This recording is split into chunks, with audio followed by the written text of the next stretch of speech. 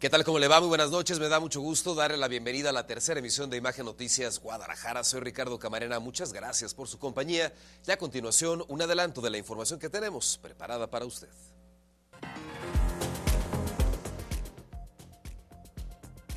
Entregan las primeras viviendas recuperadas en el Chernobyl mexicano. Despojan de 200,000 pesos a mujer de la tercera edad en Guadalajara. A 8 años de la desaparición de 3 italianos en Jalisco, la ONU exige al Estado mexicano el esclarecimiento del caso.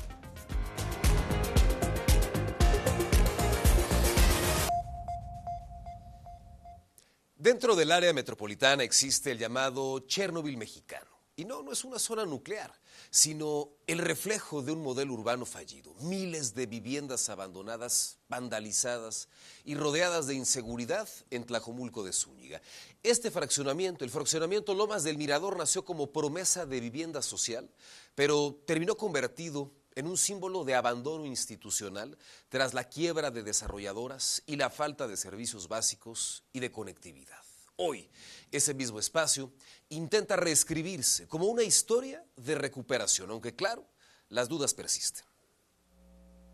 Lo que durante años fue conocido como el Chernobyl mexicano, hoy comienza a transformarse en una nueva oportunidad de vida para miles de familias en Tlajomulco de Zúñiga. Se trata de la recuperación de 1,600 viviendas en Lomas del Mirador, etapa 15, ahora renombrada como Arbolada del Mirador, un proyecto que busca revertir el abandono habitacional en el municipio. Porque para hablar de recuperación de vivienda, teníamos que entender por qué se desocupó la vivienda, por qué no se habitó la vivienda, porque no había condiciones de habitabilidad en nuestro municipio, porque no había empleos cercanos, porque teníamos deficiente el transporte público, porque no teníamos cobertura en planteles educativos. Entonces inició este trabajo colaborativo e integral. El plan no solo contempla rehabilitar viviendas, sino garantizar condiciones de habitabilidad con acceso a empleo, transporte público y servicios básicos. Iniciamos con esta inversión de 3,000 millones de pesos de infraestructura y equipamiento. Esto para acompañar las grandes obras que se estaban generando en la zona y los grandes proyectos. Hace un par de años, un sueño se hizo realidad en nuestro municipio, tener nuestro centro universitario de la Universidad de Guadalajara, el más grande de nuestro estado, y a partir de ello esto generó y detonó pues que pudiéramos ser corresponsables en la inversión. Por su parte, el gobernador de Jalisco, Pablo Lemus, destacó el esfuerzo del municipio, iniciativa privada y gobierno federal para recuperar un espacio con alta incidencia delictiva.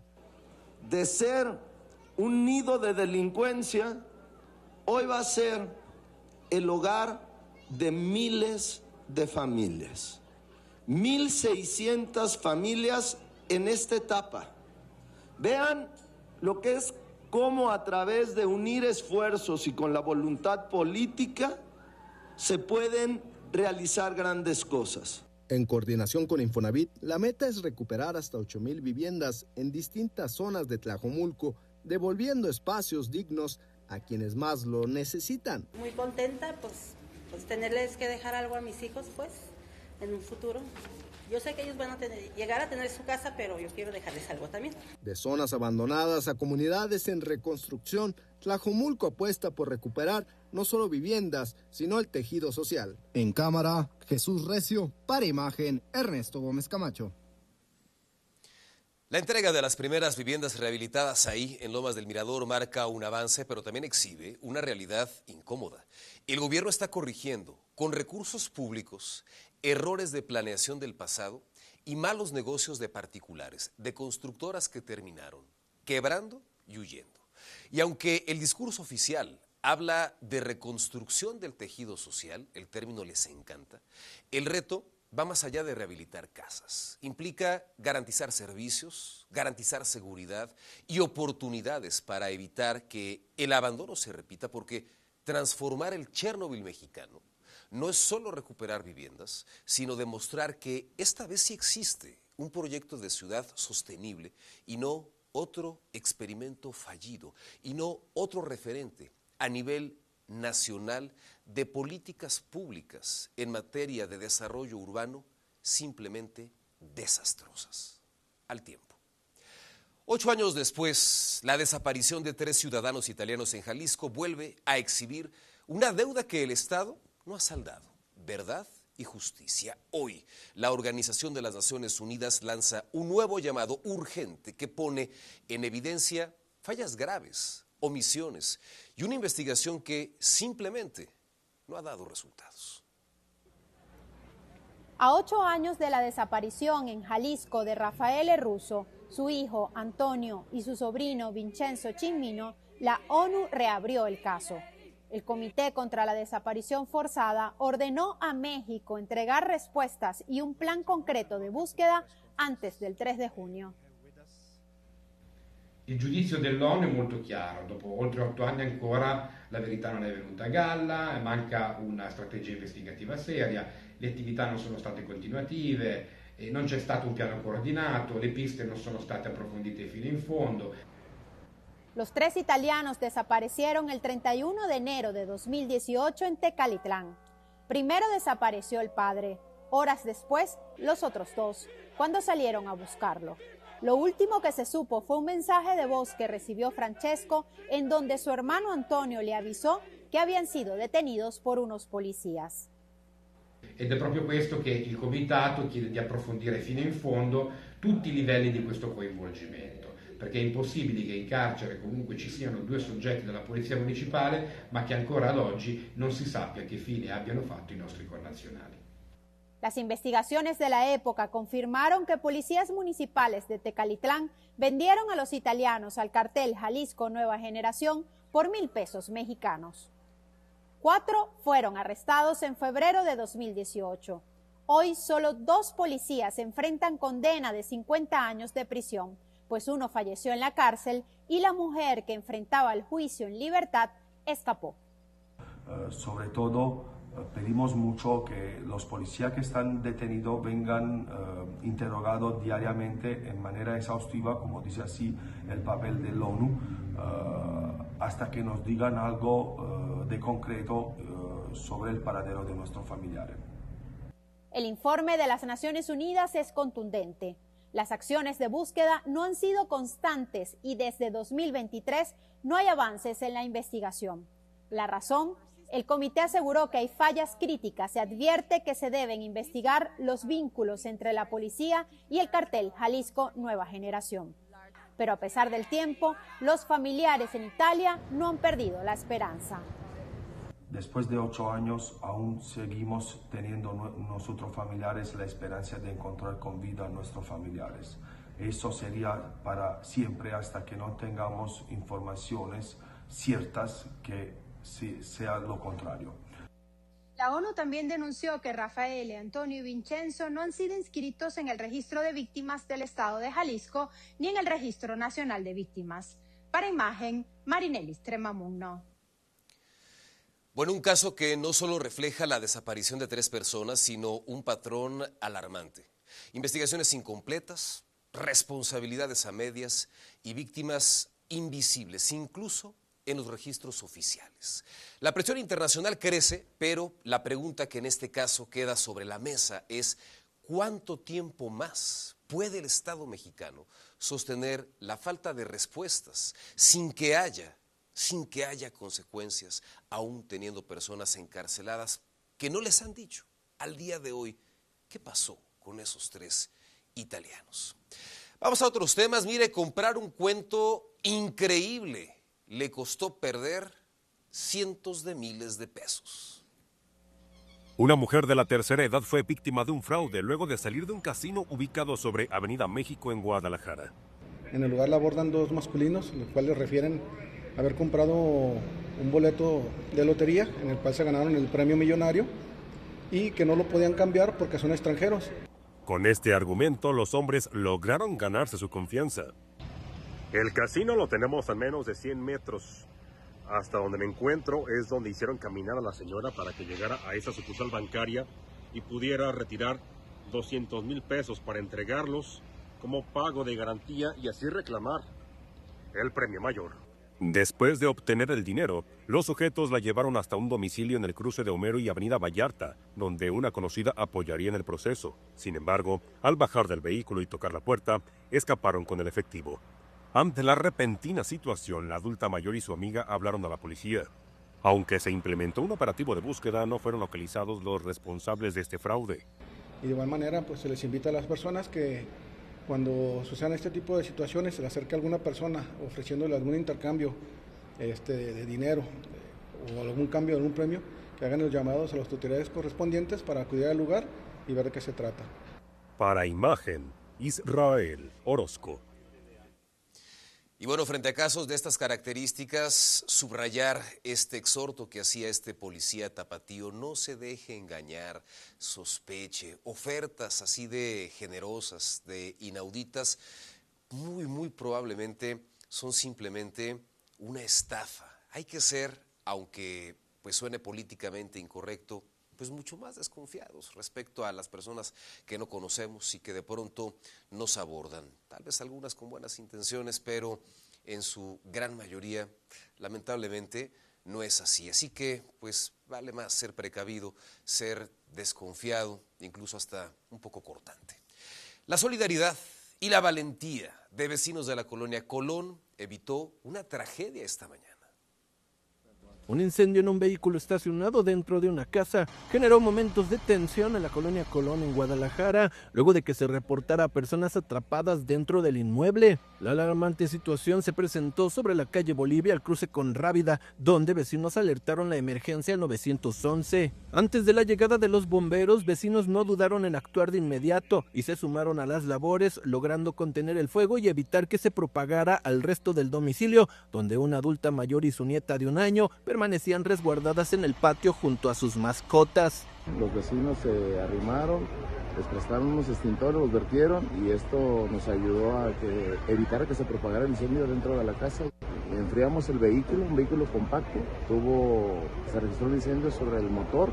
En medio de la emergencia, Luis Gabriel, vecino de la cuadra, se subió a la azotea para el rescate. Empezamos a movernos, unos con cubetas, otros con las mangueras. Me subí junto con los compañeros de la policía de Guadalajara y pues para poder salvaguardar a la señora y al menor, más que nada. Ya en la parte de atrás tenían los animalitos y pues sí, pudimos sacar a la señora y al menor.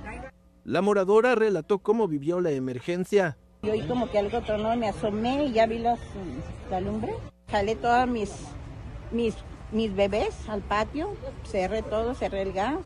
Finalmente el incendio dejó únicamente daños materiales en el vehículo donde se originó el fuego. Bomberos realizaron labores de enfriamiento, sin embargo, hasta el momento se desconoce qué provocó la conflagración. Informó para Imagen Alberto Mariscal.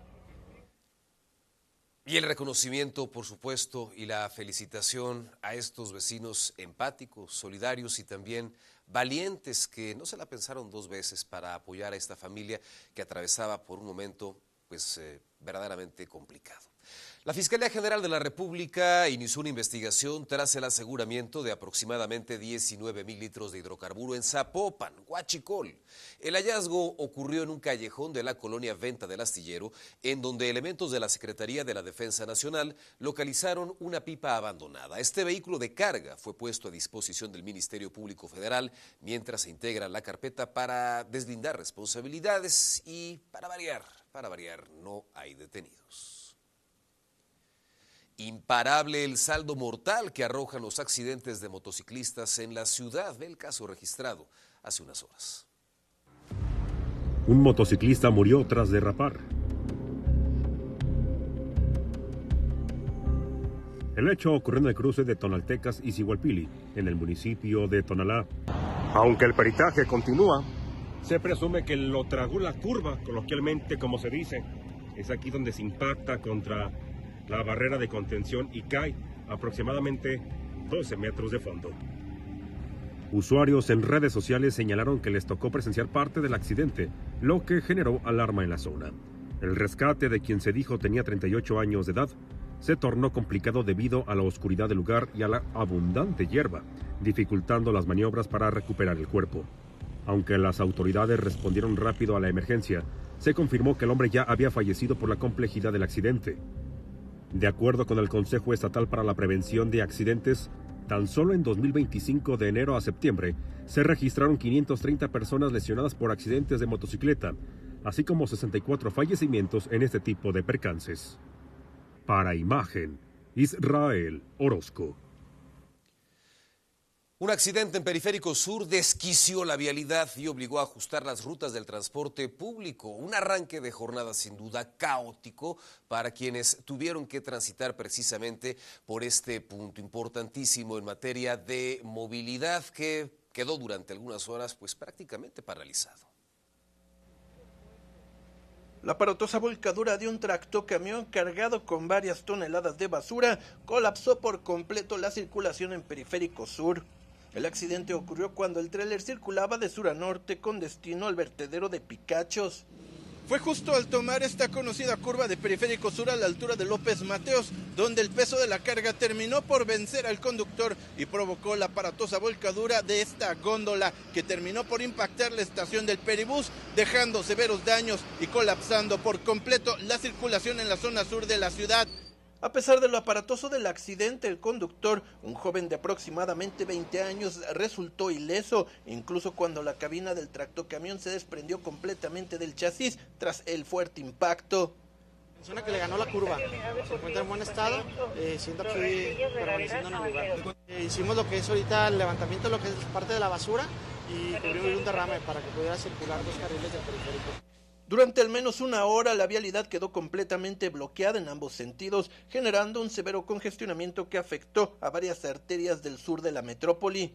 El servicio del Peribús también se vio interrumpido momentáneamente, obligando a cientos de usuarios a descender de las unidades y continuar sus trayectos a pie en búsqueda de alternativas de transporte. Hay que caminar a ver no se paren los camiones. ¿Caminar va a ser su alternativa? A otra estación. ¿Cómo va su tiempo? Atrasado ya. No, si la siguiente unidad no se para, que caminar a la estación del Briceño, no va a haber de otra. ¿Ya avisaste que vas tarde? Ya. Las labores de limpieza se extendieron hasta el mediodía, requiriendo maquinaria pesada para retirar las toneladas de basura, así como el apoyo de grúas para remover los restos del tráiler. Elementos de la policía vial implementaron desvíos hacia avenidas como Colón, Guadalupe y Mariano Otero para mitigar el caos. Autoridades confirmaron que la estación agrícola quedó inhabilitada debido a daños estructurales severos en la rampa principal de acceso a los andenes. Sí, por el daño estructural que presenta, que es la escalera.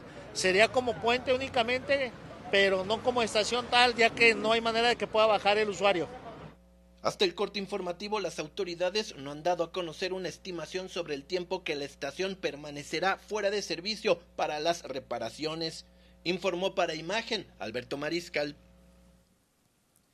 Un hombre de la tercera edad fue localizado sin vida en un lote baldío en el cruce del lago de Chapultepec y lago Jocotepec, en la colonia Valle de la Providencia en Zapopan. Este hallazgo ocurrió tras un reporte al número de emergencias que alertaba sobre una persona inconsciente.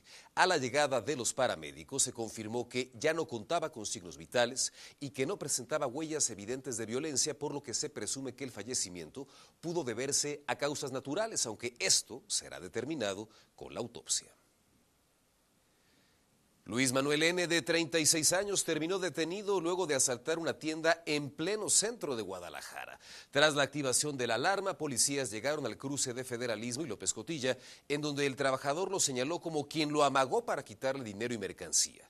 En la revisión le aseguraron un arma calibre 22, un cartucho útil, cigarros y 1,400 pesos en efectivo. De acuerdo con las primeras investigaciones, este sujeto podría estar relacionado con otros robos similares en la zona.